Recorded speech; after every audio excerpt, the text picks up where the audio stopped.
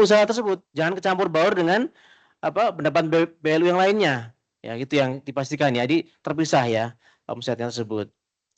Nah, saya rasa itu Bapak Ibu, kemudian kondisi-kondisi khusus di PTN nanti bisa didetailkan ya bagaimana dosen yang kemudian punya kompetensi dokter dapat memberikan layanan medis di rumah sakit sebagai PTN, sebagai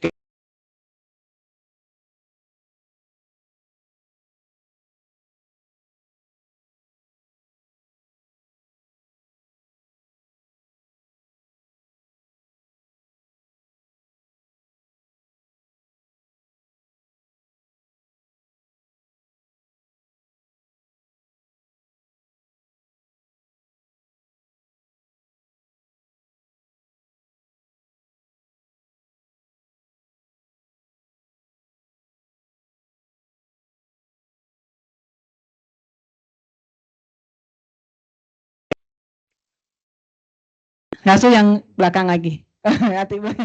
Yang Mbak. Silakan Pak. Berdiri biar tidak ngantuk ya. Iya dong Pak. Sambil kenalan dong Pak. Iya.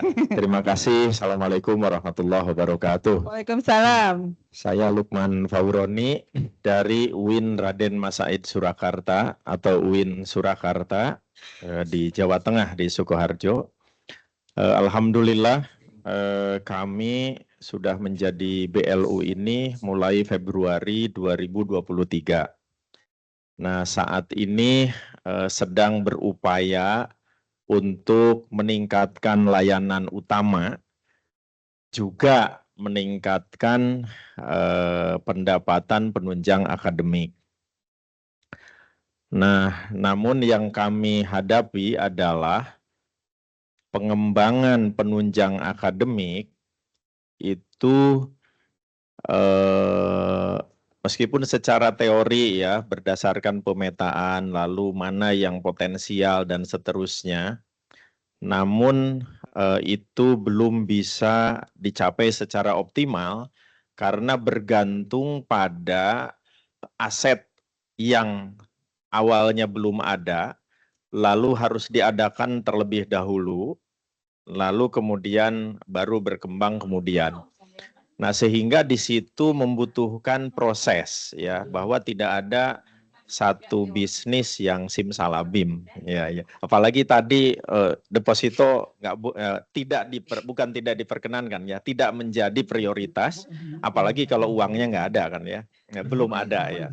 Ya, sehingga mohon arahan sebetulnya dalam konteks pengembangan penunjang akademik ya, kita posisinya sekarang baru 2,9 ya dari PNBP, dan itu pun lebih banyak dari perbankan ya, optimalisasi ya.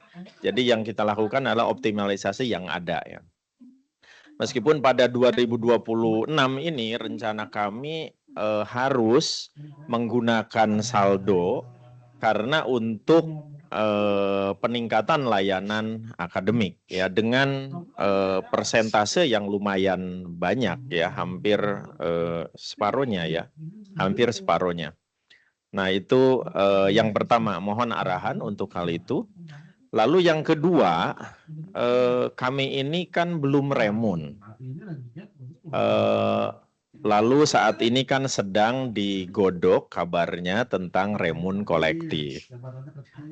Nah, berdasar hitung-hitungan simulasi ya, menggeser Tukin ke remun itu lumayan cukup dalam gitu ya, mengambil PNBP.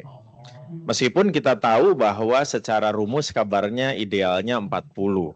Namun kan kalau 40 apalagi di atas itu tentu akan menyebabkan kegoncangan psikologis dan dapur ya. Nah, mohon di situ bagaimana parameter untuk ke situ ya. Jadi misalkan taruhlah 40 nggak bisa memang karena nggak cukup. Apalagi di tempat kami itu kebetulan di 2025 itu terjadi penambahan SDM yang luar biasa dosen PNS 46, lalu P3K itu 190, maaf 150 ya. Artinya apalagi dengan P3K yang tidak mengalami langsung remun sehingga kan sudah menerima tukin 100%. Itu tentu menjadikan untuk sama dengan tukin itu sangat berat begitu. Nah, mohon arahan untuk hal itu. Terima kasih. Assalamualaikum warahmatullahi wabarakatuh. Waalaikumsalam warahmatullahi wabarakatuh. Terima kasih Pak Lukman. Berikutnya.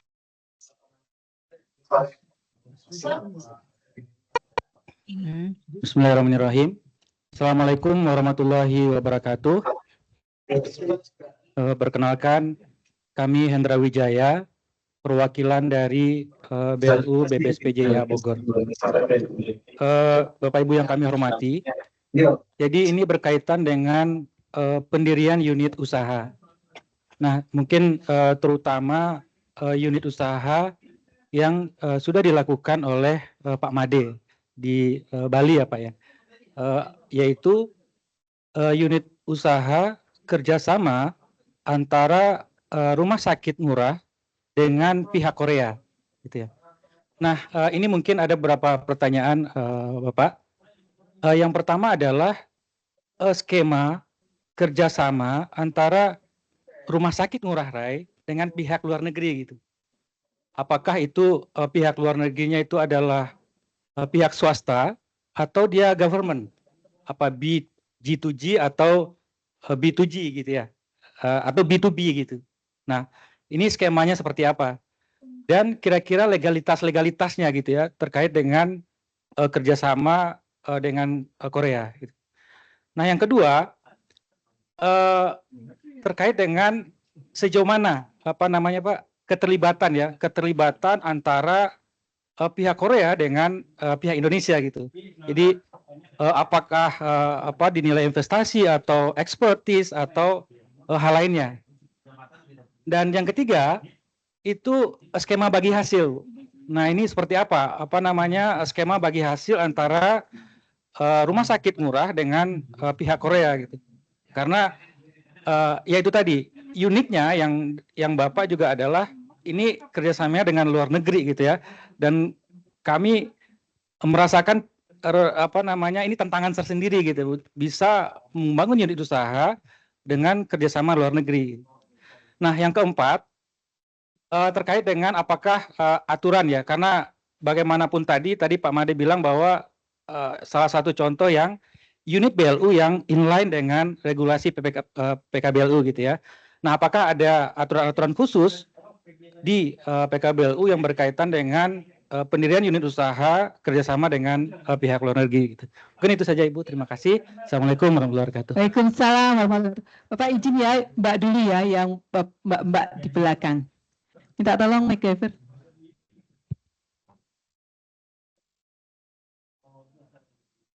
Bismillahirrahmanirrahim. Assalamualaikum warahmatullahi wabarakatuh. Belakang. Selamat siang Bu Dwi dan Bapak-Bapak sekalian. Mohon izin, saya Rizky dari Museum dan Cagar Budaya, BLU Kementerian Kebudayaan. Ada beberapa pertanyaan Ibu. Ya, jadi dengan kami ditetapkan menjadi BLU, tadi disampaikan enterprising government Y. Nah, ini kami sangat spesial karena sama dengan heritage enterprising heritage yang begitu banyak tantangannya, baik itu yang internal, eksternal maupun karena ini sifatnya adalah cagar budaya, jadi cukup banyak hal-hal yang memang perlu kami perhatikan untuk pengembangan layanan seperti itu. Namun, Bapak Ibu, ini merupakan suatu tantangan bagi kami untuk mengembangkan museum-museum dan cagar budaya di bawah BLUMCB ini bisa berperanlah untuk keuangan negara seperti itu. Pertanyaan kami adalah satu, tadi disampaikan terkait skema-skema mengenai pemanfaatan aset. Satu hal mungkin yang belum dibahas adalah mengenai kekayaan intelektual. Bagaimana dengan pemanfaatan aset kekayaan intelektual? Karena kami memiliki ada galeri nasional, ada lukisan-lukisan yang itu ada kaitannya dengan hak cipta termasuk juga koleksi-koleksi yang lain juga. Di situ ada mungkin keluarga-keluarga seniman, ada beberapa masih ada, baru ada 2 yang public domain, yaitu Wasili Kandinsky dari luar negeri dan satu lagi karya Raden Saleh. Selebihnya kami masih belum mengoptimalisasi karena kami masih terbentur untuk pemanfaat aset kekayaan intelektual tersebut. Nah, mohon arahan terkait ini bagaimana. Kemudian kami memiliki lahan pertanian Ibu di kawasan Percandian Dieng dan Gedong Songo yang berada di area sekitar luar situs seperti itu. Dan di PKS sebelum kami menjadi BLUMCB itu penetapan tarifnya cukup murah sekali, hanya sekian ribu per meter atau berapa ratus ribu setahun seperti itu. Nah, sebenarnya ini ada beberapa yang sudah akan habis masa perpanjangannya. Sebenarnya kami butuh mohon arahan terkait bagaimana kami menetapkan tarif selanjutnya, karena mestinya ada penyesuaian ya Bu. Apakah kami harus berkonsultasi dengan DJKM atau tidak perlu seperti itu? Karena memang karena ini dengan masyarakat, kami memang masih tetap harus memperhatikan sosial ya, tidak bisa terlalu tinggi dari yang sekarang, namun memang tetap harus ada perubahan. Awal tahun depan itu memang sudah harus jalan. Kami mohon arahan terkait ini. Kemudian bagaimana dengan pemanfaatan yang terkait jasa atau personal seperti itu. Kami di Museum dan Cagar Budaya cukup banyak memiliki aset berupa SDM ya, maksudnya itu tenaga ahli, ada kurator, kemudian konservator dan lain-lain itu yang secara sebelum kami menjadi BL itu ya sudah begitu ya. Namun apakah saat ini tuh bisa kami tarifkan seperti itu? Infonya memang kalau sebelum remunerasi belum bisa nggih Bu. Tapi apakah bisa sebelum remunerasi ini dengan skema semacam institutional fee. Jadi daripada maaf lintutan di belakang, ya udah nggak apa-apa, kita fair-fairan aja seperti mungkin PKN STAN ya. PKN STAN sepertinya menerapkan sistem institutional fee. Jadi ketika ada yang membutuhkan jasa tenaga ahlinya itu diundang, tapi honornya itu masuk ke institusi, ke BLU-nya, kemudian ada potongan untuk institusi dan selebihnya baru diberikan kepada SDM yang bersangkutan. Apakah skema seperti ini bisa kami terapkan? Seperti itu mohon arahan. Kemudian apakah kami bisa menggunakan skema joint venture untuk pengembangan layanan, misalnya kita kolaborasi dengan pengembang hotel seperti itu Bu, karena kita mempunyai cukup banyak area kawasan cagar budaya khususnya, yang di mana di sekitarnya itu memang perlu supporting penginapan seperti itu, supaya ada dampak ke masyarakat dan ke sekitar. Itu jadi jika memungkinkan bagaimana skema kerjasamanya. Yang terakhir, ketika izin Bapak terkait tarif, apakah boleh kita menetapkan tarif di luar range yang sudah ada di PMK, tetapi ini dengan skema kerjasama maksudnya. Jadi tidak yang kita keluarkan sepenuhnya dari BLU, tapi berdasarkan kesepakatan kerjasama. Misal ya Bu, misal kita kerjasama dengan Museum Colomadu di Jawa Tengah, itu kita Sangiran dan Colomadu. Akhirnya kita menetapkan tarif yang karena di sana pasarnya agak kita ngejar yang mid end ya. Jadi kita menetapkan tarif di bawah batas bawah tarif museum. Apakah seperti itu diperbolehkan? Tetapi dengan mekanisme PKS. Jadi ditetapkan melalui perjanjian kerjasama. Kemudian atau mungkin jika kita akan ada paket premium, kita kerjasama dengan mitra yang lain, akhirnya menetapkan tarif yang lebih tinggi daripada range yang ada di PMK. Yang terakhir terkait kita kan perlu membuat SK reduksi juga ya Bu, sebenarnya sudah ada. Kemudian bagaimanakah hukum penerapan tarif reduksi tersebut. Apakah ketika sudah ditetapkan menjadi suatu SK itu akhirnya wajib kita terapkan, misalnya di Museum Nasional ada tarif reduksi untuk anak-anak sekolah SD negeri misalnya 50%. Ketika itu sudah ada SK-nya, apakah itu bersifat opsional? Jadi maaf, ya yang nanya aja nanti kita kasih SK reduksi, atau ya sudah kalau memang sudah ada SK-nya itu ya harus diterapkan seperti itu. Demikian, terima kasih Ibu. Selamat siang. Terima kasih Mbak Rizky. Makasih Bapak-Bapak. Sebelum ini pertanyaannya lumayan ya, panjang nih catatannya Bapak-Bapak kita ini. Saya cuma mau say hello ke teman-teman yang online. Apakah sudah oke? Online? Oke ya. Bapak Ibu, kita sudah masuk di online, sudah masuk pertanyaan. Bapak Ibu yang online silakan kalau ingin ada pertanyaan, raise hand atau mencatat dalam chat. Sekarang kita jawab dulu. Silakan Pak Hari, Pak Made, dan Mas Edi ya. Baik, untuk Pak Luqman Win di Surakarta yang relatif baru ya. Yang namanya baru memang pengalaman belum banyak, namun secara organisasi di masing-masing itu kan punya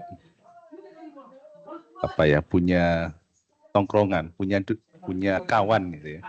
Ada forum rektor, ada yang PR3, ada unit usaha, semuanya punya masing-masing WA group. Dan masing-masing mengundang lagi gitu ya. Jadi semua kawasan artinya bisa berbagi di FGD di antara universitas yang lama dan yang baru.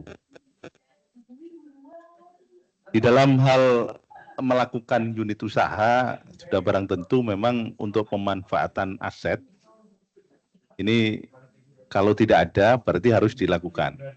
Kita kembali dengan tujuan dibentuknya BLU, tadi Pak Dani juga sudah menyampaikan ya. Salah satu tujuan dibuka BLU atau pengelolaan lewat BLU ini adalah meningkatkan pelayanan, bukan meningkatkan saldo. Tadi disampaikan ada saldo akan digunakan di 2026 untuk melakukan peningkatan pelayanan. Ini bagus ini. Kalau bisa semua BLU berlomba-lomba untuk menghabiskan saldonya. Karena memang tujuannya untuk meningkatkan pelayanan. Ya, kalau pelayanannya sudah semuanya standarnya tinggi, berarti bisa diinvestasikan untuk unit usaha. Sesuai dengan kebijakan yang diambil oleh Pak Menteri saat ini kan seperti itu, Bapak Ibu. Ya, karena kami sebagai BUN pun kan saldonya besar tuh. 200 triliun ditaruh di Bank Himbara itu ya. Dan ini sebetulnya dulu masih era-era sebelum reformasi, masing-masing KPPN itu juga punya saldo di daerah masing-masing. Dan itu terjaga, ada namanya saldo besi ya. Itu terjaga besarannya, sehingga bisa dimanfaatkan oleh cabang bank yang menjadi bank operasional untuk dipinjamkan ke masyarakat. Nah, seperti itulah polanya. Namun untuk BLU kan tidak, tetapi meningkatkan pelayanan dan juga untuk mendukung unit usaha yang ada, Pak. Tinggal nanti copy paste yang sudah berpengalaman aja, Pak Luqman. Ya, karena ada beberapa kali pertemuan itu. Waktu di Pecenongan itu yang mengundang Pak Direktur kan sudah disampaikan juga beberapa berbagi unit usaha yang bisa dilakukan. Yang penting jangan di copy paste yang tadi Pak, yang tadi saya sampaikan, yang hanya jadi calo tadi. Tadi benar-benar unit usaha yang memang melakukan. Baik contoh kalau mau buka fakultas kedokteran atau sudah ada bangun rumah sakit, bisa mencontoh UIN Jakarta. Atau yang mau belajar yang mau akan UIN Makassar. Sudah diskusi dengan kami mau mengembangkan untuk rumah sakit di UIN Makassar itu ya. Nanti bisa mencari step-stepnya. Bagaimana kalau tidak ada modalnya? Ada skema tadi disampaikan kan? Ada skema dicicil nantinya. Jadi bangun cicil dengan PT SMI dan tidak harus dengan PT SMI. Tetapi nanti awalnya bisa kita lakukan, kita hubungkan dengan PT SMI untuk konsultasi maupun pendampingan, jadi konsultan. Begitu sudah dilakukan semua perencanaan kajian dengan baik, nanti dilelang. Bisa ditawarkan ke BUMN Bank Himbara ya. Sebagai contoh yang kemarin dilakukan Pak Made di Rumah Sakit Otak itu udah dimulai Pak. Itu skemanya bangun cicil itu ya, dibangun dari Rumah Sakit Otak, pinjam di PT SMI, dibangun udah diresmikan gitu. Kemarin ada yang tertarik, udah diskusi, sudah ngobrol dengan PT SMI, ada UIN di Riau. Itu udah komunikasi juga. Ada rencana mau membangun untuk penginapan mahasiswa. Ya, ini sangat menguntungkan. Kalau tadi ada cagar budaya, memungkinkan untuk dibangun hotel di area candi misalnya. Jadi view yang dilihat adalah candi. Bangun tidur lihat candi, mau tidur lihat candi gitu ya. Ya bisa aja dimungkinkan untuk kerjasama. Namun harus hati-hati. Jangan sampai terjadi sengketa karena waktunya kan panjang nih. Nah, tadi disampaikan GBK. GBK itu kan di berita tahulah tentang hotel itu. Jadi ini benar-benar harus diperhatikan nanti statusnya bagaimana. Jangan sampai nanti diaku-aku diambil alih gitu ya. Ini yang penting dilakukan. Jadi kalau mau membangun asrama, kemarin Bali itu juga mau membangun asrama, dikerjasamakan. Nah ini tarifnya harus jelas, jangan sampai nanti karena mau menguntungkan pihak ketiga, diwajibkan semua mahasiswa masuk asrama. Nah kalau di contoh di BLU PKN Setan, ini yang awal-awal mahasiswa baru dimasukkan di asrama. Wajib ini hukumnya. Karena di sana ada pembinaan yang lain, pembinaan mental. Jadi 24 jam dilakukan pembinaan. Ya, ada orientasi yang memang mendukung keuntungan di BLU. Nah, jadi nanti bisa dilakukan. Itu dari saya, sedangkan untuk tarifnya kami serahkan ke Pak Edi. Ini punya di atas nih, saya ambil. Saya jawab yang Raymond aja dulu ya. Baik, terima kasih pada Pak Lukman tadi terkait dengan remunerasi Pak nggih. Terus terang Pak, kami juga sedang intensif Pak dengan Kemenak juga dengan Kemendikti-Saintek. Jadi ini sama-sama Pak. PTN dan PTKIN ini sama-sama penyesuaian remunerasi karena memang dan harus kita treat equal juga Pak. Kadang dosen sama dosen tuh beda kampus tapi saling ini Pak, komunikasi. Khawatirnya nanti ada mispersepsi karena beda. Jadi tadi Bapak menanyakan yang remun itu Pak untuk Kemenak itu kami prioritaskan saat ini dengan Kemenak itu adalah PTKIN yang sudah remunerasi terlebih dahulu kita proses Pak. Tapi kita buatkan rumahnya dalam bentuk KMK remun kolektif. Selama ini kan masing-masing Pak ya, masing-masing. Termasuk PTN juga demikian masing-masing. Sehingga ada suatu kala terbit KMK remun itu kondisinya lagi baik Pak. Jadi kan lagi anginnya bagus gitu ya, PNBP-nya tinggi gitu kan. Pembuat kebijakannya sedang positive thinking gitu ya. Akhirnya tinggi gitu ya. Suatu ketika ada PTN yang notabene itu secara jumlah mahasiswanya kemudian kelas grading PTN-nya itu lebih tinggi, kok dapatnya lebih sedikit remunya. Ada begitu Pak. Nah ini kemudian kita perbaiki dengan mekanisme kolektif tadi supaya grading antara kampus itu kelihatan dan nanti bisa menjadi bagian penyemangat untuk masing-masing kampus untuk kembali naik ke klaster lebih tinggi lagi. Contoh Kemenkes itu yang sudah sangat bagus.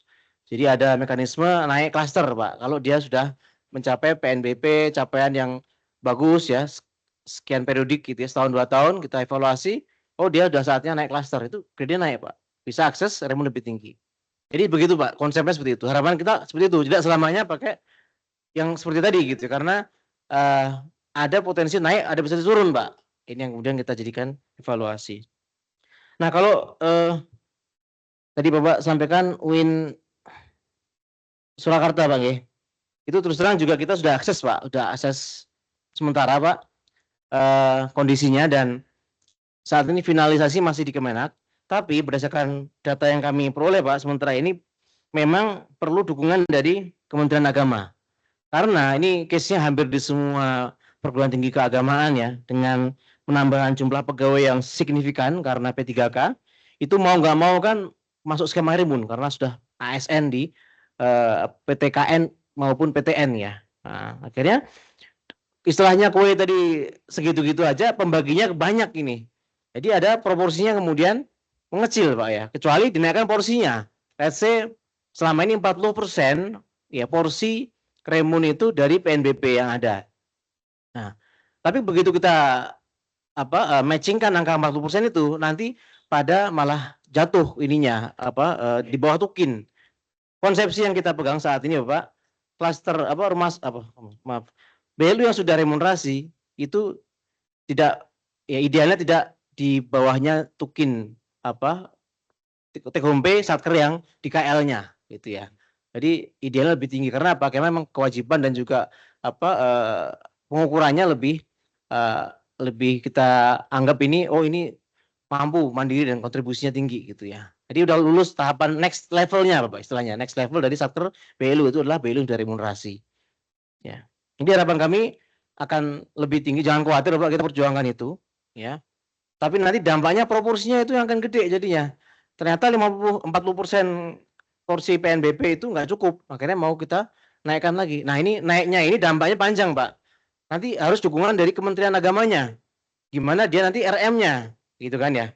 Karena belanja operasional, belanja barang, belanja modalnya pasti akan disrupsi dengan biaya remun tadi. Nanti mau nggak Kementerian Agama mensupport dari belanja yang existing, tukinnya dikonversi juga ke arah situ misalnya, atau bantuan-bantuan lainnya dari Kementerian Agama. Jadi ini kita pastikan kalau memang kita setuju dengan semangat yang sama, maka dukungan dari kementerian itu menjadi sangat urgent Pak.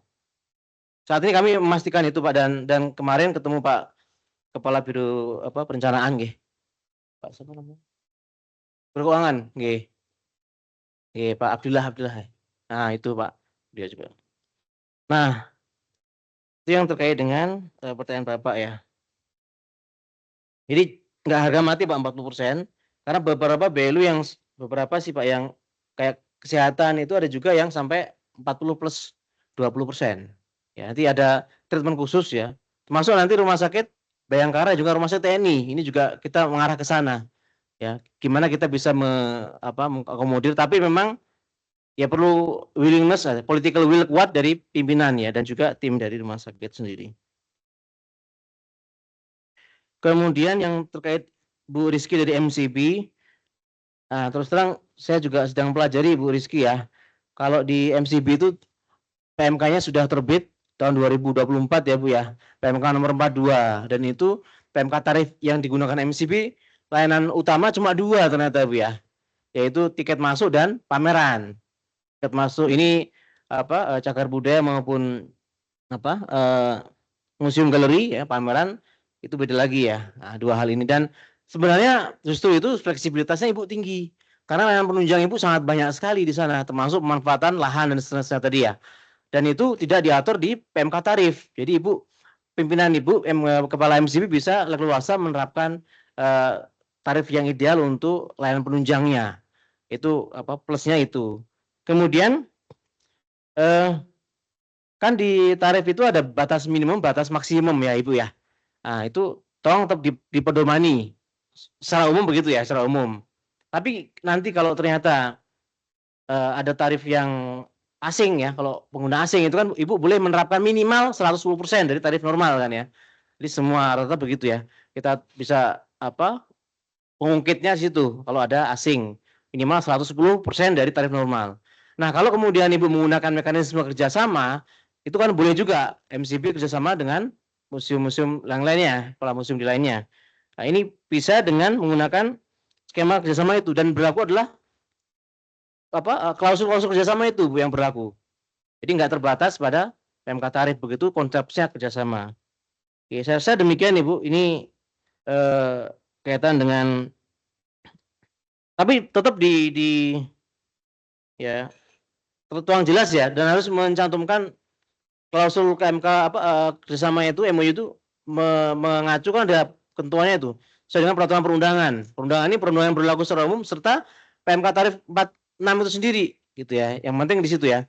Nanti lebih detailnya bisa kita koordinasi Ibu, kalau mau ragu-ragu bisa koordinasi teknis dengan tim kita.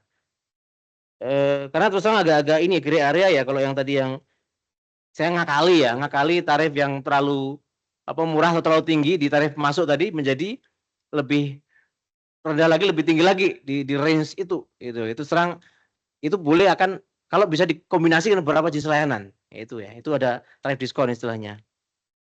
Ya itu nanti penuangan klausulnya nanti kita bisa diskusikan, saya rasa itu Bu ya, karena nggak bisa mentah-mentah langsung kita plug and play gitu ya. Tetap kita pastikan klausulnya seperti apa gitu ya. Kemudian yang haki tadi saya rasa tetap mengacu pada ketentuan khusus ya untuk haki ya. Bentar Bu. Oh, masuk ya. Haki nanti mengacu pada Undang-Undang HKI ya. Nah, ini tetap diperdomani karena setiap klausul di PMK tarif itu selalu mengacu peraturan perundangan yang berlaku. Jadi tetap tolong di referensinya tidak hanya ke PMK tarif tapi juga ke ketentuan Undang-Undang HKI tersebut. Oke, saya rasa itu Bu.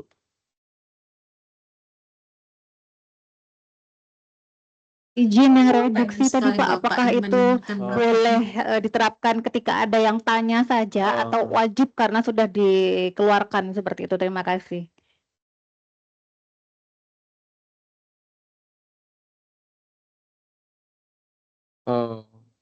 Gimana ya? Saya juga belum ini Pak. Iya.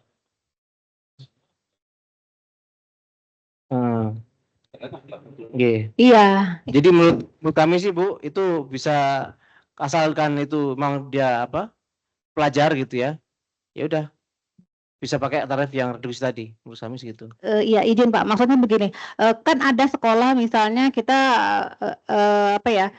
sekolah itu sekian persen, ada sekolah yang misalnya swasta gitu, dia sudah cukup kuat sehingga tidak memohon untuk reduksi sebenarnya, tapi sebenarnya kita punya tir-tir tarif reduksi seperti itu kan. Nah, ketika itu kita keluarkan sendiri SK-nya, apakah anak-anak sekolah swasta tadi yang sebenarnya tidak memohon itu harus kita beri diskon karena kita sudah mengeluarkan SK tarif reduksi, atau ya opsional aja kalau mereka tanya ya baru kita kasih, tapi kalau enggak ya udah nggak usah kayak gitu Pak. Itu peraturannya di peraturan kepala MCB-nya ya berarti ya, reduksi tadi. Iya ya, reduksi oleh kepala ya.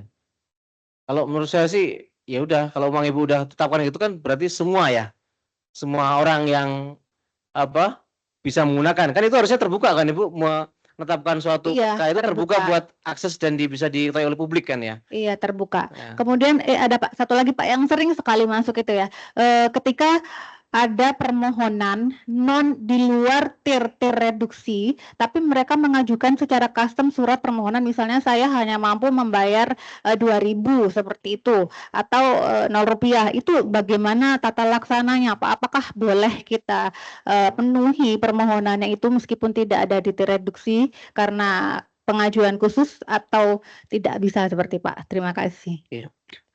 Menurut saya bisa Bu ya, kalau tetap Ibu gini, misalnya kan itu ada ketentuan di PMK tarif itu bisa 0 rupiah ya, tapi syaratnya itu apa? Harus diatur oleh perkanya ke SK-nya pimpinan MCB. Jadi kalau bisa emang ini nggak case by case, tapi emang sudah jadi suatu kebijakan di MCB itu sendiri. Ada peraturan yang menyatakan bahwa kalau emang tidak mampu syaratnya ini bisa 0 gitu ya. Jadi nggak case by case menurut saya Bu. Iya sering banget Pak case by case, saya hanya punya budget 2.000 per anak atau bahkan 3 Kiki nanti Lanjut ya Gia. Oh iya, iya. Mohon maaf ya. Mbak Rizky nanti Konfirmasi langsung. iya bisa langsung ke Pak Edi ya. Lanjutannya banyak soalnya. Kita lanjutkan ya. Nanti beberapa pertanyaan yang Mbak Rizky kayaknya masih belum terjawab. Nanti kita diskusikan tadi tentang tarif, remun. Ini mohon maaf Mbak Rizky saya potong karena tadi ada masih beberapa pertanyaan ya. Silakan Mbak Sandi. Terima kasih kesempatannya. Saya ucapkan terima kasih pertanyaan dari Pak Hendra ya, BSPJI Bogor. Dulu BBI ya Pak ya? Oh iya. Saya tahunya BBI aja Pak. Jadi lebih lanjut Pak mengenai unit usaha yang di Bali Pak.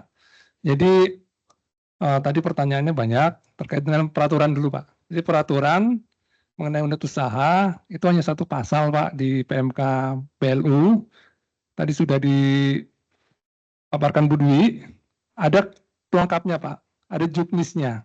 Juknisnya bentuk surat dari Direktur PPK BLU, dan untuk lingkup Ditjen Yankes atau Keslan sekarang itu ada Cap Dirjen yang mengatur lebih lanjut mengenai penerapan unit usaha. Itu Pak mengenai peraturan. Jadi memang tidak ada spesifik yang mengatur perjanjian internasional Pak, tapi bisa digunakan untuk perjanjian internasional, khususnya seperti yang sudah dilakukan ini Pak. Jadi perjanjiannya modelnya seperti apa? Itu B2B Pak. Jadi yang tanda tangan itu diurut Rumah Sakit Murah, begitu Pak Wayan, Pak Dr. Wayan dengan chairman dari Sun Healthcare Internasional Korea, yang Mr. Sun namanya, mungkin belakangnya Sun lah namanya.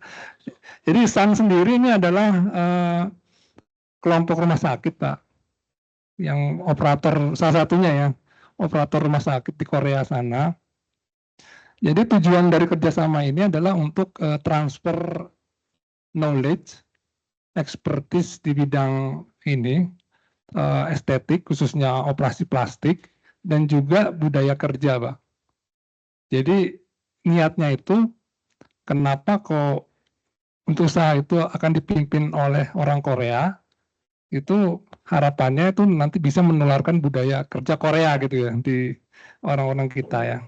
Tapi saat ini tadi seperti paparan kami itu pimpinannya belum masuk Pak, yang orang Koreanya masih diisi oleh Bu dokter ini Nahla Shihab itu ya, adiknya Najwa Shihab itu. Ya. Jadi untuk yang disumbangkan Sun ya, yang disumbangkan Sun itu adalah bentuknya brand Pak. Jadi di nama Indosahaya kan tercantum Murah Sun gitu ya, yaitu bentuk penggunaan brand Sun di usaha itu udah termasuk properti ini ya, intelektual kan ya. Terus yang kedua transfer expertise manajemen maupun keahlian bedah plastiknya. Nanti ada dokter-dokter ahli bedah plastiknya dan juga manajemennya. Dan juga IT-nya itu disupport dari sana. Jadi pada saat kami sempat ke lokasi, pada saat itu di Rumah Sakit Murah itu ada gedung Pak yang sudah jadi, ternyata harus dibongkar interiornya menyesuaikan dengan spesifikasi yang diminta oleh Sun gitu. Ya, dananya dari mana itu tadi? Dari saldo kas Pak. Ini yang paparan Pak Dani ya. Jadi saldo kas ini dioptimalkan untuk merombak gedung, jadi menyesuaikan dengan spesifikasi Sun. Mungkin itu Pak. Jadi sekali lagi itu ya itu modalnya dari Sun itu Pak, yang apa brand tadi ya, brand bagi hasil. Jadi kalau di perjanjian yang sempat saya baca itu ada 2 kali perjanjian ya. Pertama di bulan tahun 2023 nggak usah itu Pak. Jadi diperjanjikan itu Sun akan mendapatkan 5% dari marginnya Pak. Nah jadi ini saya artikan margin itu kalau sudah untung ya Pak. Jadi sementara ini yang belum ada bagi hasil ini kan tadi proyeksinya sampai 2029 bebannya itu masih masih lebih besar ya dari pendapatannya gitu ya. Nanti kalau sudah BEP, udah lewat BEP itu baru ada margin atau laba lah kalau istilah swastanya, itu yang baru bisa dibagi. Itu Pak yang kami ketahui Pak. Mudah-mudahan belum puas ya Pak ya. Nanti bisa diskusi. Tadi Mbak Rizky juga banyak nih yang belum puas, jadi bisa diskusi ya Mbak ya. Pak Lukman juga. Katanya Pak Lukman malah disuruh ikut grup unit usaha lainnya. Baik, masih ada waktu, kita 15 menit lagi ya. Kita kasih waktu. Oh, ya. Tambahan silakan. Sedikit aja. Tadi karena ditanyakan tentang Rimun ya, Rimun dan Tunkin. Jadi mohon Bapak Ibu di rumpun pendidikan disampaikan kepada para dosen itu. Karena kemarin perwakilannya sudah diterima Pak Menteri, dan Pak Menteri sudah memerintahkan untuk menghitung kebutuhan Tunkin seluruh dosen, baik itu PTMBH, BLU, maupun yang PTN, PNBB. Kenapa? Karena dari wakil yang diterima Pak Menteri, itu ada dari PTMBH yang mengungkapkan ternyata remunnya itu lebih kecil dibandingkan dengan Tunkin maupun remunnya BLU. Ada salah satu BLU yang temannya itu disebutin lah kemarin itu. Jadi ini sudah masuk di Pak Menteri dan juga sudah diminta untuk dihitung. Kalau itu semuanya diambil alih untuk dijadikan hanya Tunkin saja berapa gitu. Karena yang jelas disampaikan kalau itu remun semua, disampaikan Pak Direktur berat gitu kalau terutama untuk BLU. Itu aja Pak. Terima kasih. Ada PR ya Pak Lukman. Ada lagi mungkin kita punya 15 menit, ada pertanyaan, ya silakan. 1, 2, 3. Bapak nomor 5, 8, sama putih belakang. Tolong bantuannya dari teman-teman. Nih yang Bapak. 5, ini Mbak Lucy yang tengah dulu. Habis itu yang belakang. Silakan Pak.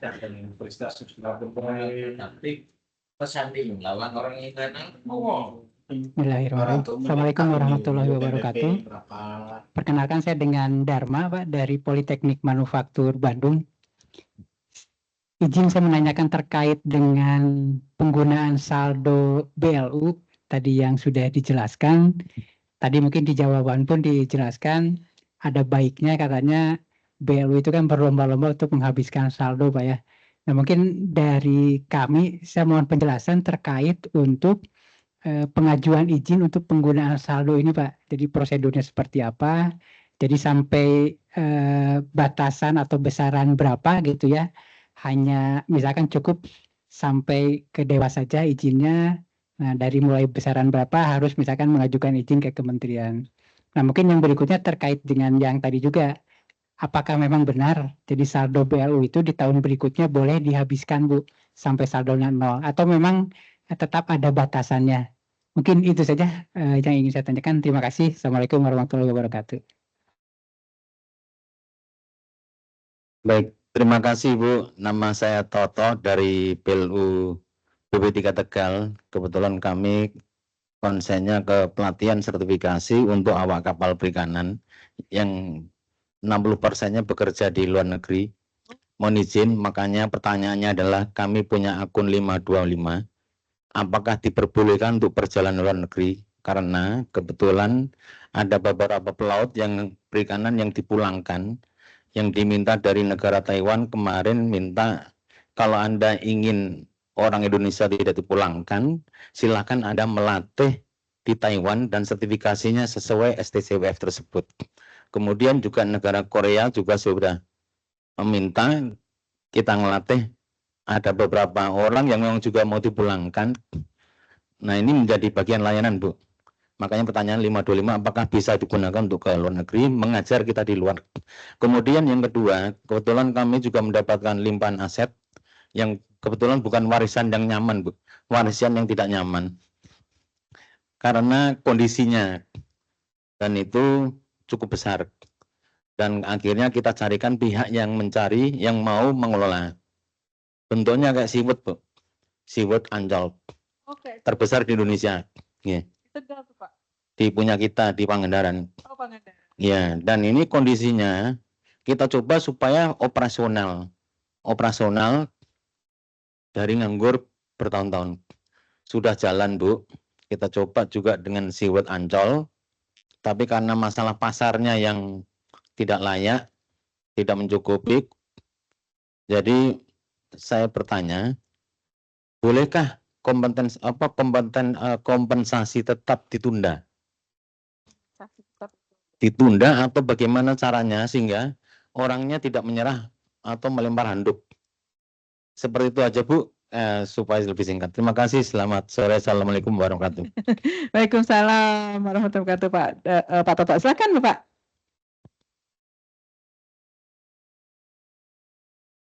Assalamualaikum warahmatullahi wabarakatuh. Selamat sore. Yang terhormat Ibu Dwi, Pak Made, Pak Hari, Pak Dani, dan Pak Edi. Terima kasih selama ini sudah mendampingi kami. Mohon izin memperkenalkan diri, kami dari Yok Suprobo dari STIP, Ibu. Ya, baik. Yang pertama terkait dengan unit usaha.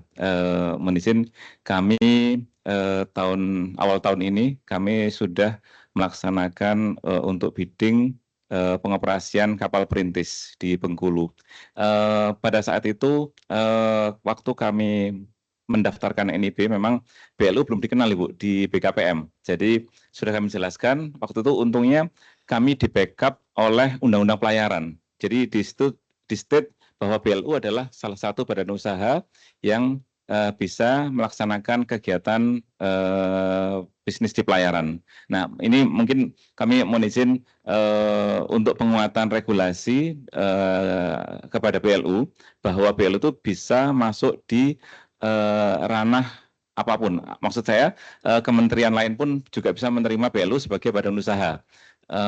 Mungkin rencana kami di tahun depan kami akan melaksanakan unit usaha untuk managing agency, di mana ini mungkin berkaitan di Kementerian Ketenagakerjaan. Nah, mungkin di sana apakah sudah mengenal BLU sebagai badan usaha? Mungkin mohon izin penguatan regulasi BLU, Ibu. Kemudian yang kedua terkait dengan tadi yang dijelaskan oleh Pak Hari tadi, di mana kami akan banyak melaksanakan kegiatan yang sifatnya seremonial, ada wisuda, kemudian banyak tamu kenegaraan segala macam, yang artinya bisnis catering dan minuman untuk sajian itu akan banyak sekali. Nah, misal ini kami membuat satu unit usaha catering ataupun minuman dalam kemasan, kemudian kami mensuplai untuk kebutuhan kegiatan itu sendiri. Apakah diperbolehkan? Karena tadi yang disampaikan jangan sampai jeruk makan jeruk ya. Artinya apakah di situ ada transaksi resiprokal di internal BLU sendiri? Apakah itu diperbolehkan? Kemudian yang ketiga terkait dengan SDM yang tadi disampaikan oleh Pak Edi. SDM tadi yang misalkan di dalam unit usaha digaji oleh pendapatan unit usaha itu sendiri, yang mungkin kalau di dalam 1 tahun atau 2 tahun pertama mungkin belum bisa mendapatkan BEP-nya atau belum bisa mendapatkan untung yang pas. Nah, kalau itu dibayarkan di bawah UMR, apakah tidak akan menyalahi aturan regulasi ketenagakerjaan? Kemudian jika itu dibayarkan secara di bawah tangan istilahnya, tidak melewati BLU, apakah itu tidak juga akan melanggar regulasi pembayaran pendapatan atau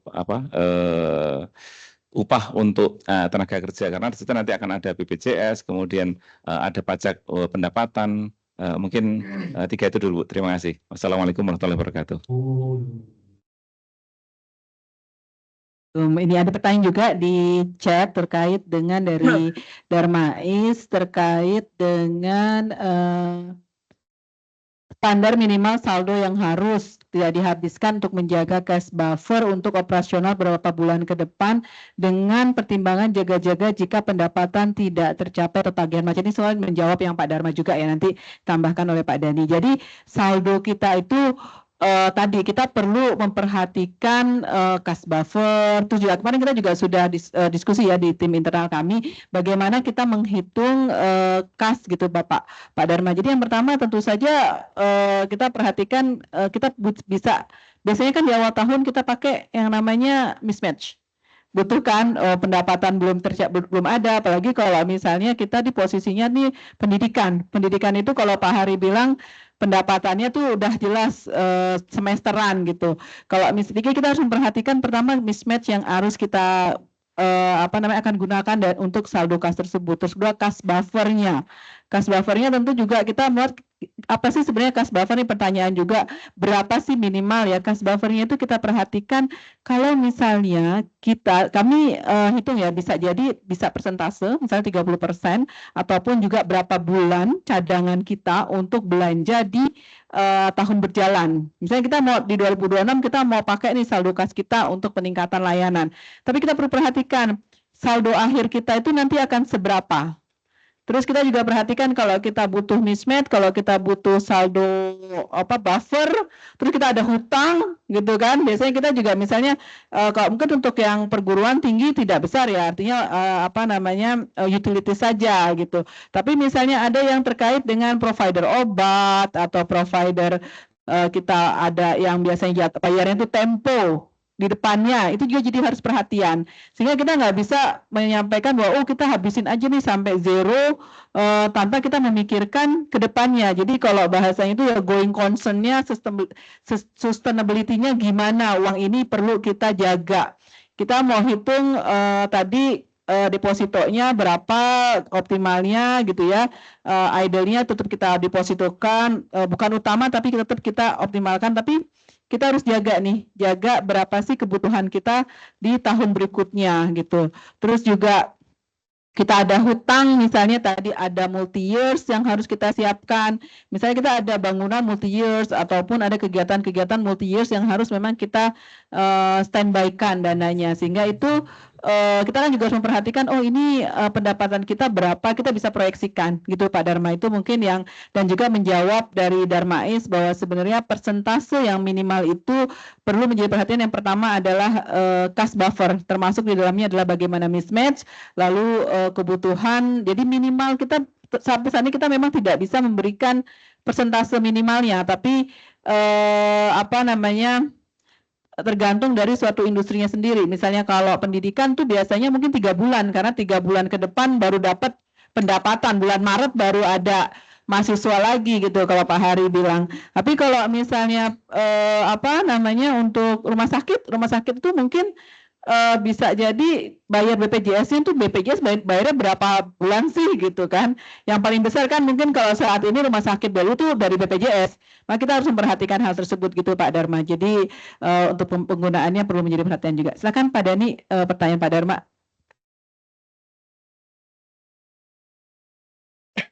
Baik, terima kasih Mbak Dewi, Pak Dharma, terima kasih atas atensinya.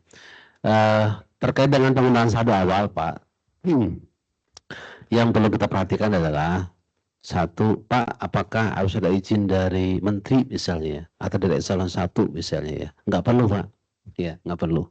Jadi gini Pak ya, nanti sesaat lagi, bulan depan lah kurang lebih ya, kita akan DC RBA Pak, akan melakukan pembahasan RBA tahun 2027 ya. 27. Nah, nanti kami akan melihat Pak, Bapak di tahun 2007 ini akan menghasilkan PNBP berapa, gitu kan. Kemudian berapa saldo carry over dari 2026. Nah, nanti berapa kebutuhan belanja Bapak? Belanja misalkan katakanlah 50M ya Pak ya, misalnya. PNBP Bapak hanya mampu 30M, gitu ya. Betul 20M-nya dari rupiah murni, ya.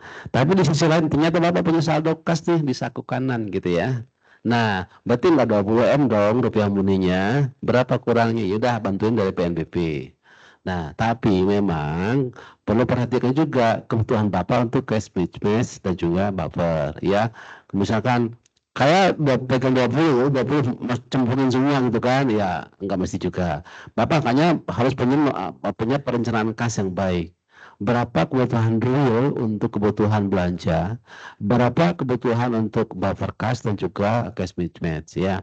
Bapak itu seninya Bapak mengolah uang BLU ya Pak ya. Karena kita juga melihat bagaimana uang kita 2 tahun kemudian berapa sih?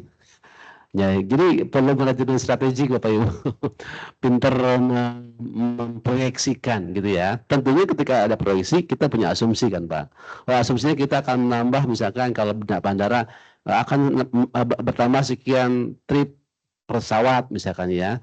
Ternyata akan kita punya pemanfaatan aset sekian dengan kompensasi tetap variabel sekian. Jadi kita punya proyeksi berapa pendapat kita 2 tahun ke depan. Nah, maka kemudian ketika kita punya saldo kas, rencana kita penggunaan cantumkan dalam RBA, rencana bisnis anggaran, ya. Nah, kemudian setelah masuk dalam RBA, nanti tentu saja akan mensubsidi yang rupiah murni, ya, artinya mengurangi porsi rupiah murni, just gitu.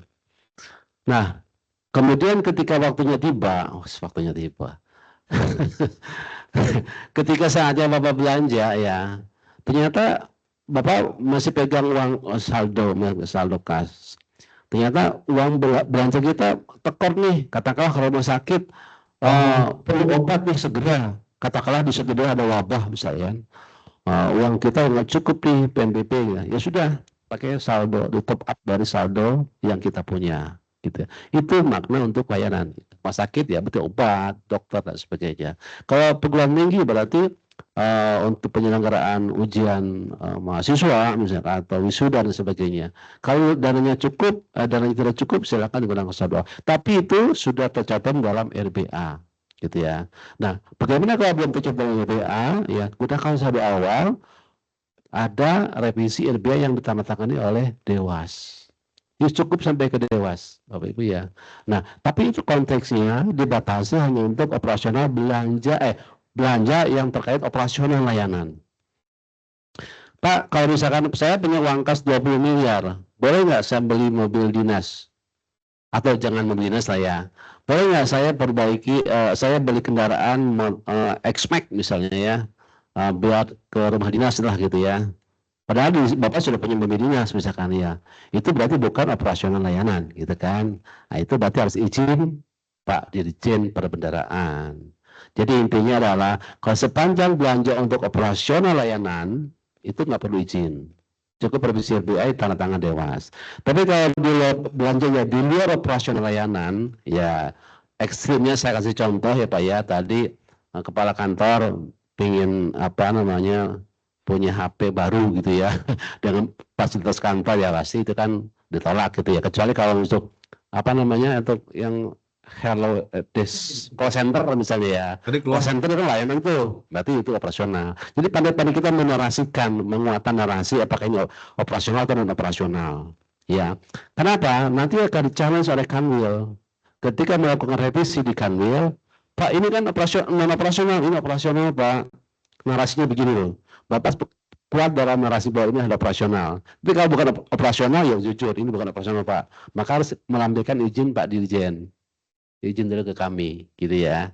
Itu ya Pak. Jadi relatif mudah, fleksibel ya. Ya sengaja memang Pak Menteri, Pak Dirjen ciptakan kemudahan fleksibilitas BLU supaya gampang, agile, lincah untuk bisa meningkatkan layanan. Demikian, terima kasih.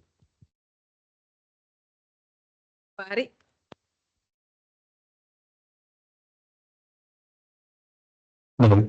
Tadi Pak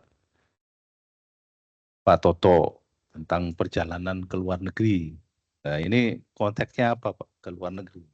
Kalau tadi melakukan pelatihan biar nggak dipulangkan, ini yang danai siapa?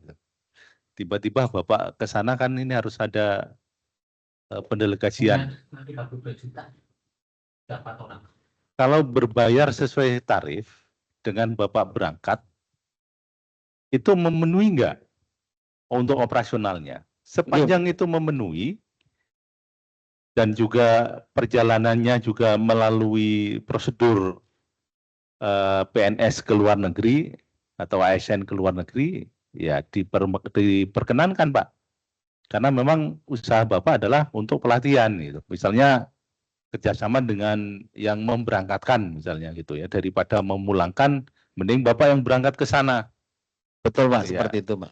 Nih, Ya. di Thailand dan Korea. Yang terpenting adalah dihitung Pak, biaya perjalanannya dan juga segala macamnya itu tidak menjadi rugi.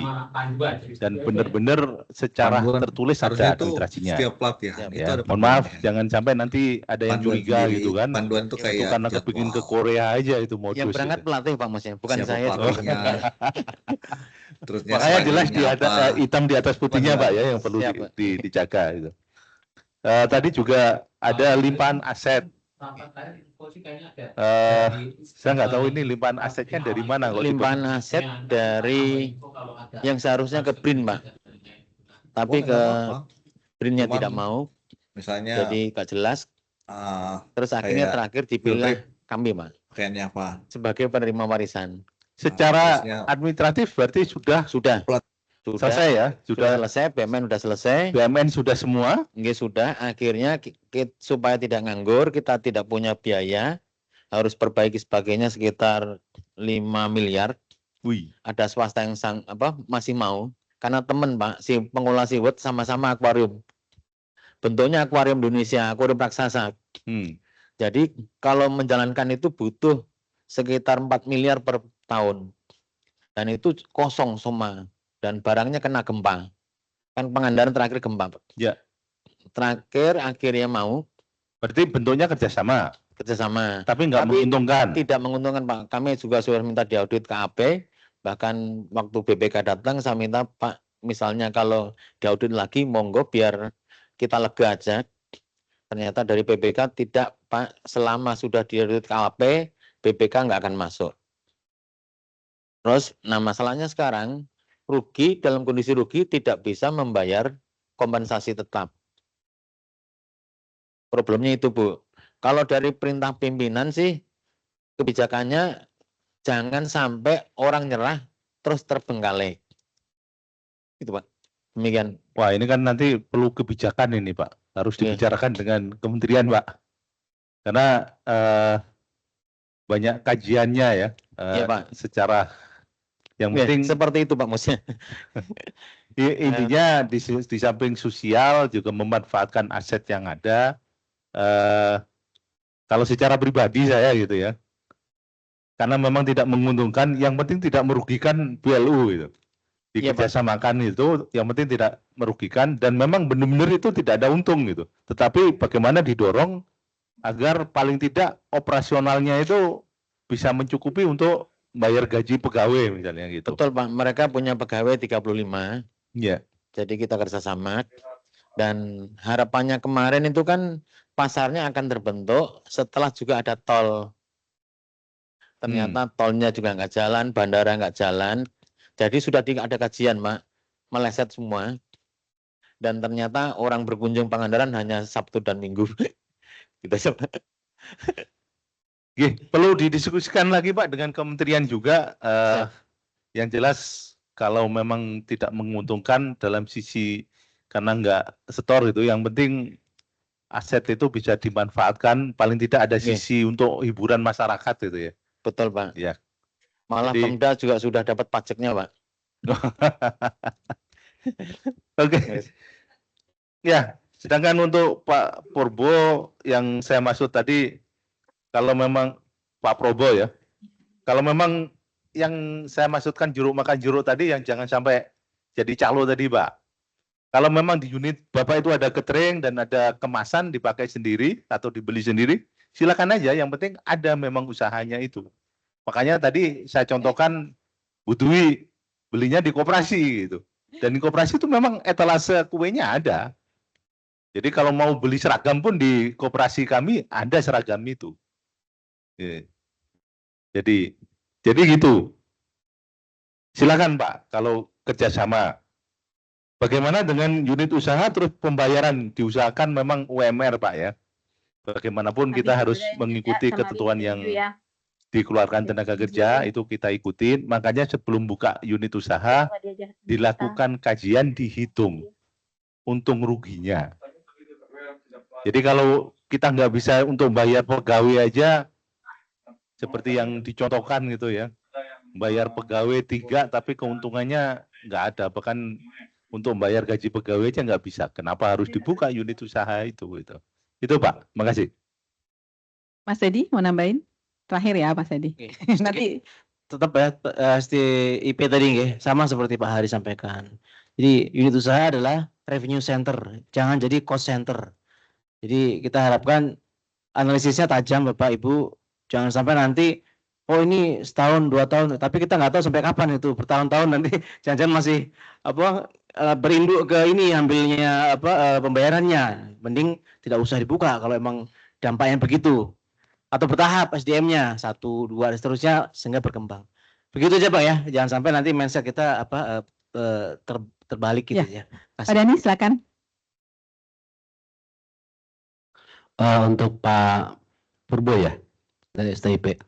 Bapak Ibu sekalian juga yang lain mohon izin, walaupun dari kami sudah memberikan peluang unit usaha, ya, mohon diperhatikan juga peraturan sektoral, ya. Misalkan tadi Pak Purbo dari ada untuk rencana unit usaha pelayaran ya. Nah, kita masih BLU Pak. Bapak tolong cek Pak undang-undang pelayaran. Apakah undang-undang sektoral tersebut membolehkan yang siapa operator untuk pelayaran? Karena yang saya pahami Pak, mungkin sekarang mudah-mudahan sudah berubah ya Pak, mudah-mudahan. Operator pelayaran yang diperbolehkan di undang-undang pelayaran adalah BUMN, BUMD, badan usaha gitu ya. Kita ini bukan badan usaha Pak, karena dia berbadan hukum. Ya. Mohon jadi perhatian juga ya Pak ya. Mudah-mudahan ini bisa apakah yang terbaru sudah mengakomodir untuk BLU misalnya, ya. Karena kan 2008 mungkin ketika bahas undang-undang nggak terpikir ada namanya BLU, itu BLU mungkin ya. Padahal kita sudah bisa masuk ke sana, peluangnya besar misalnya ya. Peluang besar begitu. Tapi ternyata dari undang-undang sektoral belum ada kamar atau ruang untuk itu. Jadi jangan sampai kita nanti dibilang menyalahi undang-undang, itu kan agak ngeri juga, begitu ya. Demikian tambahan dari kami. Terima kasih Pak. Terima kasih. Gimana Pak Purwo? Oh sudah ada ya, alhamdulillah. Ya kemarin, ya yang penerbangan juga gitu ya, ada concern juga di undang-undang tuh Pak Purwo. Udah ya 2024 ya, siap, makasih. Ya ini tuh ada pertanyaan tadi, ada masukan jika kita lebih luas lah mensosialisasikan BLU. Ternyata dari kementerian pun ada yang nggak tahu ya BLU itu seperti apa. Nanti ya kita menjadi PR kami lah untuk terus-menerus menyampaikan bahwa Badan Layanan Umum itu sebenarnya satuan kerja, tapi dia memiliki fleksibilitas gitu ya. Tadi kan Kementerian Tenaga Kerja biasanya nggak punya BLU itu yang nggak ngerti gitu kan ya Pak.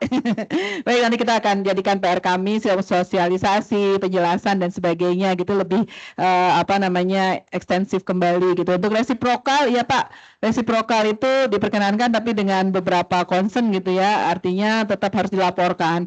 Nah saat ini nanti kalau ada update-nya akan kami sampaikan. Saat ini tuh teman-teman Direktorat APK juga sedang membahas mengenai resiprokal Pak, dalam rangka memang persiapan untuk laporan keuangan 2025. Sekian ya Pak ya, nanti kami update nih Pak ya, siap. Karena banyak nih kayaknya teman-teman BLU yang resiprokal either di unit usaha maupun di layanannya. Baik, terima kasih Bapak Ibu udah lewat dari jam 3. Mohon maaf sekali kami mengambil waktu Bapak Ibu lebih banyak pada sore hari ini, dan mohon maaf kepada teman-teman yang di online juga yang tadi sempat terputus. Semoga tetap bisa ya mengikuti diskusi kita pada sore hari ini. Saya mengucapkan terima kasih sekali kepada Bapak Ibu yang hadir, memberikan pertanyaan, partisipasi maupun perhatiannya. Senang berdiskusi dengan Bapak Ibu. Teman-teman yang belum puas, Mbak Rizky nih pertanyaannya masih belum terjawab, nanti kita diskusi Pak Maulana, Pak Dharma dan Bapak Ibu semuanya juga silakan untuk lebih diskusi lebih lanjut, lebih detail dengan kami. Terima kasih juga kepada Bapak-bapak pembicara pada sore hari ini. Kita tepuk tangan buat kita semua. Baik Bapak Ibu, saya tutup ya.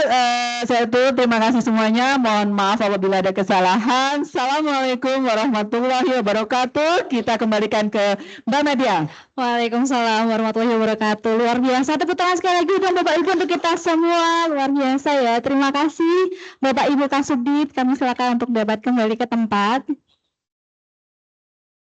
Nanti setelah ini ya Pak ya, kita foto bersama tim BPK BLU.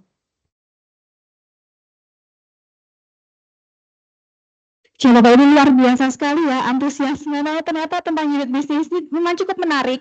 Jadi untuk Bapak Ibu yang tadi ternyata sudah menyampaikan pertanyaan di Teams, di Slido maupun yang sudah menyampaikan pertanyaan di aula ini namun belum fully terjawab pada kesempatan kali ini, jangan khawatir. Nanti bisa langsung menghubungi PIC pembina masing-masing dan lobby dan juga ruang rapat PPKBLU selalu terbuka kalau Bapak Ibu mau konsultasi lebih dalam terkait unit bisnis maupun hal-hal lain terkait BLU yang masih membingungkan atau masih perlu konfirmasi lebih lanjut gitu ya. Baik, ini sudah lewat cukup banyak dari waktu yang kita jadwalkan karena memang antusiasme Bapak Ibu yang cukup luar biasa. Jadi untuk mempersingkat waktu ya Bapak Ibu, terima kasih atas antusiasme yang luar biasanya. Untuk kegiatan pada hari ini sudah mencapai di akhir waktunya. Untuk BLU Planner tahun 2025 yang mengusung tema Business Mindset dan Public Impact. Mudah-mudahan seluruh pertanyaan yang disampaikan ini cukup bisa terjawab dari 5 kasubdit dan juga 2 narasumber yang di sesi tadi pagi dan membuka insight kita mengenai business mindset dalam lingkup badan layanan umum. Hadirin yang kami hormati, sekian kegiatan kita pada sore hari ini. Terima kasih kepada para narasumber dan seluruh hadirin atas kehadiran serta partisipasinya dalam acara hari ini. Kami mewakili segenap panitia yang bertugas, mohon maaf apabila terdapat kesalahan dan juga kekurangan dalam pelaksanaan kegiatan ini. Kami akan akhiri kegiatan BLU Planner tahun 2025 dengan pantun, mohon dibantu cakepnya ya Bapak Ibu. Pohon jati, pohon mahoni, hijau daunnya memberikan teduh. Usai sudah acara seminar kita hari ini. Terima kasih dan wassalamualaikum warahmatullahi wabarakatuh. Terima kasih Bapak Ibu atas kehadirannya. Sampai bertemu di lain kesempatan, nggih.